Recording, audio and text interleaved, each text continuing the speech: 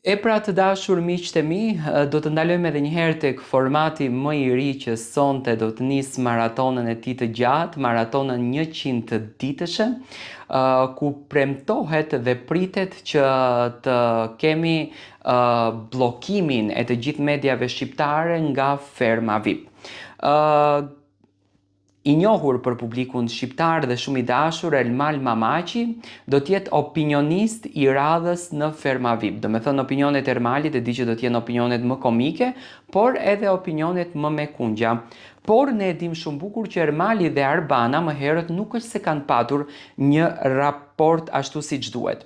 Ermali ka thënë kështu: është një rikthim në vendin ku unë u zgjerova si artist. Ka qenë një nga frikërat e mia më të mëdha të bësha prezantues apo të bësha showman.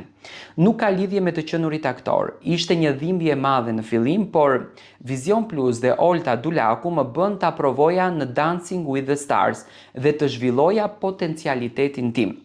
Ai kujtoi se në fillimet e tij në televizion kanë qenë pikërisht me moderatore në Arbana Osmani. Hera e parë që kam punuar në televizion ka qenë pikërisht me Arbanën, thot Ermali, në vitin 2003. Atëherë urenim njëri tjetrin, mendonim ta vrisnim njëri tjetrin çdo mëngjes, por me pjekurin fillon edhe vlerëson kolegun për të mirat që ka. Ermali rrëfeu gjithashtu reagimin e bashkëshortes së tij.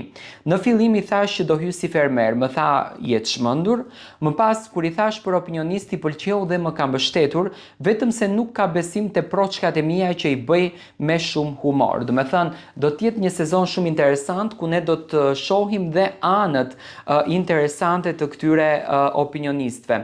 Opinionistja e dytë është Angel Shkira, në fakt një opinioniste që medaljen e saj në Big Brother, një ditë ka dalur në Big Brother, një prime dhe më thënë ka bërë rëmuj në rrjetet sociale dhe pres që edhe në Ferma Angeli do tjetë do me thënë fantastike dhe do bëj namin në rrjetet sociale me opinionet e saj, pritet që të kenë opinione shumë të forta për ndodhitë që do të ndodhin aty brenda dhe siç duket kundërdrejt Elvis Pupës, Arbana Osmani është duke paguajtur një borxh të mëhershëm ku Elvisi do me thënë doli çuditërisht të papritur nga shtëpia e Big Brotherit. Tani unë nuk do them që Elvisi do të jetë fituesi i Fermës, por siç duket Eduardi, regjizori, Eduard Grishaj, ka përzgjedh një rreth të afërt për t'i patur pjesë të Fermës, për ta menaxhuar siç duhet më bukur situatën dhe për të krijuar një show të paparë. Do me thënë kemi dhe rikthimin e Armina Mevlanit në këndin e për të treguar dhe eksperiencën e saj edhe si krye plake,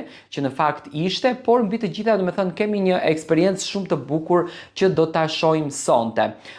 Bëhet fjalë për një format jashtëzakonisht shumë gjigant që do të mbërthej publikun shqiptar, por koha do ta dëshmojë më së miri.